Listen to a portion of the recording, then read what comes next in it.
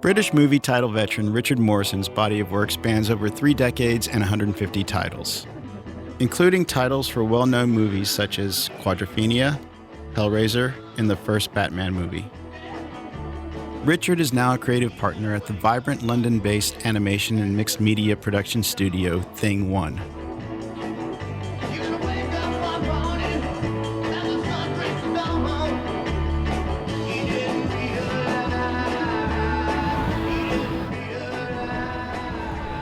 I advise anybody, when you first meet a director or producer or whoever you're working with, you don't have to overcomplicate an idea to start with.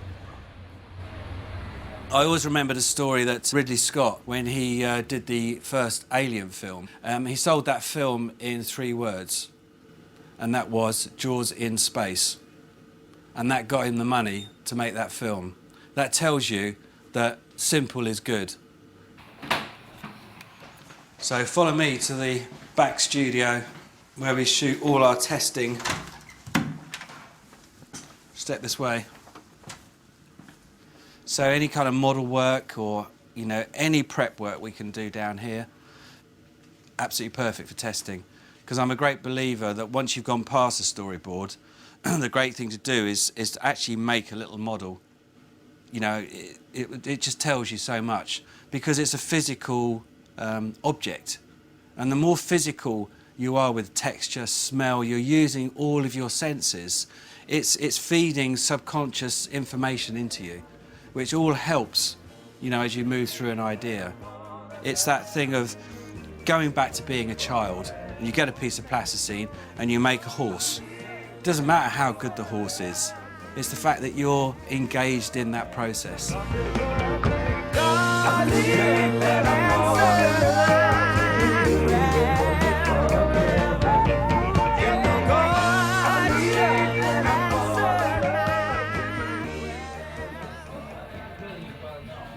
If I've got a project that's suddenly come to me, probably the one thing I do almost all the time is not think about it.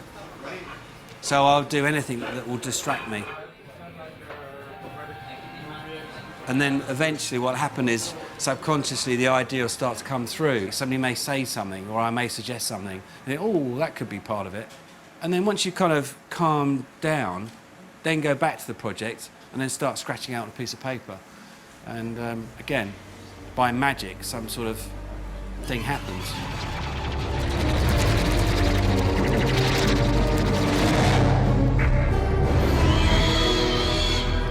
In the old optical process, it was very much kind of shoot it, wait till tomorrow and have a look at it. That's the great compensation, I think, with the digital world. We people who are darker than blue, are we gonna stand around this town and let what others say come true? As you get more and more experience, people kind of trust your judgment. But I would never dive in and do sort of high-end visuals. Because what you're doing by that is you're actually stopping a creative process. You're almost putting all the colours, all the clothes on before you've had time to test it out. As where if you start with a drawn storyboard, anybody knows you can rub out a few bits and then, collectively you add a few bits. So as the project moves on through its different stages, what hopefully you're doing is you're always building on it. You're not cutting off its lifeblood before you even start. So I'd always recommend you draw it. Midway through the process, once you've kind of locked off an animatic, then your production manager or producer can then clearly see, this needs that bit of treatment, that needs that bit of treatment, and you formulate it as a team. So that's what I'm saying, you're allowing the thing to kind of grow and nurture as it moves through. Because all the problems happen as you move through, because each title sequence is unique. So for instance, Sweeney Todd, there was what I thought was going to be a really easy sequence with a meat grinder and the mince is coming out. That was the hardest thing to do. So you would never have known that. We tried to shoot it live action, it never worked. It ended up being stop frame animation because the mince just comes out, drops off, it's got no control over it. I thought it would just keep coming down, of course it doesn't, it just drops off. So it's completely useless. technology has moved on so much now, you know, it does allow you, as we all know, it does allow you to almost create the impossible. And also to layer things in a much simpler way, in one way. I mean, there's the big pulled back shot within the sewer, that's a whole big tank. So in order to get the perspective, you know, you can't cheat perspective on film, you've got to actually do it for real. So that's a whole big water tank.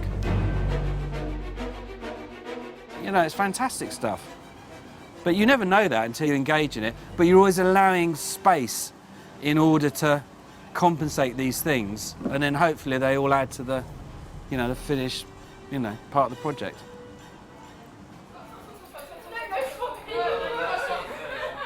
What I thought would be quite interesting, because there's a lot of young designers here, young directors, I thought it was fun to actually share the experience. So although it wasn't a pitch, because Tim said, no, there's no pitch, Rich, you know, I'd like you to do it, I just thought it might be good exercise internally, just to see all the different ideas that could come up with Inside Thing. And we ended up with, I don't know, probably about 10, 12 ideas. And they're all relevant. I mean, they're all relevant for discussion, they're all relevant to look at and share. And out of that came the narrative. So the narrative I just basically sketched out on 2 sheets of A4. Shai, one of our other designers, he's got a very good kind of photographic-y background to him, and he came up with a very good kind of textural colour palette of how these sort of buildings like behind us, how they could look. And it just basically took a whole bunch of ideas back to Tim, and then just Tim and I just threw them all on the floor. Very quickly, Tim spotted the kind of naive pencil drawing, which I like doing, but he could see that I'd come up with a narrative idea, and to be honest, I kind of knew that that's what he would be looking for. He wasn't looking for a technique, he wasn't looking for a type style, he was looking for a narrative that would have some resonance to the film. Because Sweeney Todd is coming back to London after he'd been, you know, cast away for however many years it was, as he comes back, he's almost subliminally thinking what he's going to do before he actually gets back to London. So I thought, why couldn't it not be some like surreal idea in his head? Like a dream sequence. So that was the whole idea of starting with blood instead of rain coming from the clouds. And then you just follow that blood pattern all the way through his location, all the way down to the sewer, where he disposed of all the bodies and out. So it's a journey of blood, but it's a metaphor for the whole film. Yeah, still hot down here then? Yeah. We're now in the engine room. This is where most of the technology is. So it's all compositing, animation, After Effects. So it all goes on here. It's the bit I hate most. Because I can't touch it, you can't feel it. It's already now inside something. So it's more of a kind of, again, it's all down to communicating your vision and getting it across to whichever particular artist is doing what particular function. I think the technology is fantastic, as long as you use it in the right way. It won't give you an idea, but it sure will make things happen a lot quicker.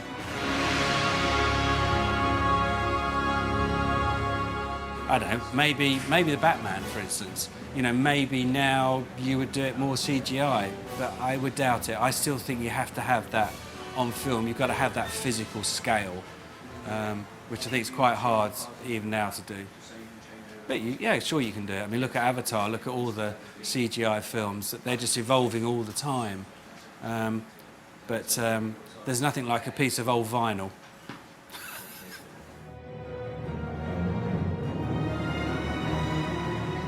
I keep saying this, but I love the whole experience, you know.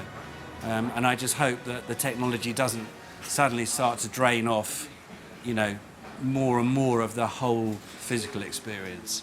Yes, you're still going to come up with the idea, which is a great experience, but in the process of creating a finished piece, there's so much interaction, you know, with all sorts of people, which I hope doesn't go.